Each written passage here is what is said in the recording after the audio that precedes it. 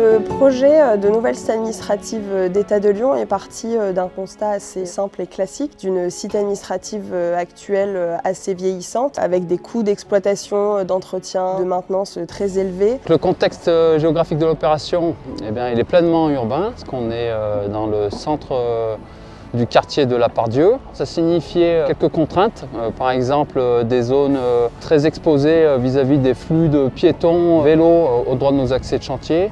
Il était très important pour l'État de pouvoir conserver cet emplacement puisqu'il offre des conditions d'accès assez exceptionnelles pour le public et également pour ses agents. La parcelle s'implante à cheval sur le site de l'ancienne place d'armes de la caserne et d'anciens bâtiments. Et par chance, on a 11 platanes qui ont été conservées, qui étaient présentes sur notre parcelle au point de départ du projet de conception. Donc c'est vrai que ces arbres, on les a considérés comme un vrai patrimoine végétal à conserver.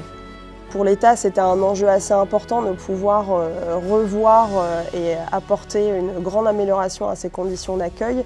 Et puis le confort des agents aussi, pour nous, était important, avec une qualité de vie du travail améliorée par rapport à ce qu'on connaît aujourd'hui.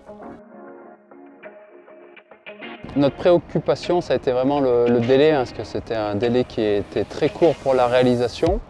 Donc on s'est très vite concentré sur des éléments de production hors site, que ce soit pour le gros œuvre avec des éléments préfabriqués en usine pour nos élévations, pour nos poutres, et puis surtout pour nos panneaux de façade qui arrivent directement d'usine tout équipés avec leur menuiserie, leur bardage. Le but étant d'être hors d'air le plus rapidement possible à l'avancement du gros œuvre pour réaliser les travaux de corps d'état, réseau, cloison, peinture, etc.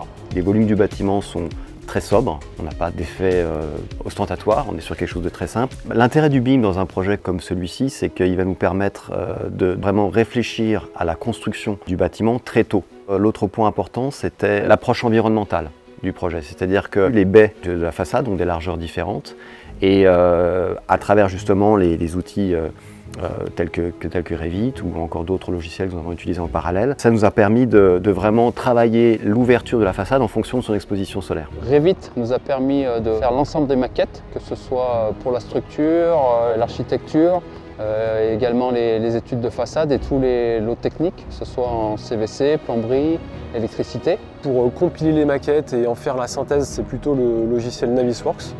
Voilà, donc ce logiciel, on l'a notamment utilisé en réunion de revue de projet pour compiler les maquettes et qu'on puisse tous poser nos yeux au même endroit, au même moment et comprendre les sujets qui pouvaient se venir sur le projet. C'était vraiment une visualisation qui pouvait se faire en 3D, un peu dans toutes les dimensions, qui nous a permis de résoudre ce nœud particulier qui était assez compliqué dans le bâtiment.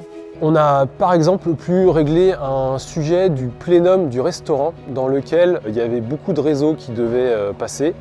Et le but du jeu, ça a été de trouver la cote la plus optimale pour le faux plafond, de manière à faire passer tous les réseaux dont on avait besoin, mais à respecter l'esquisse architecturale du restaurant. Et ça a permis d'avoir une vraie continuité entre la conception et la réalisation. Un workflow très efficace en fait, de la conception jusqu'à la réalisation.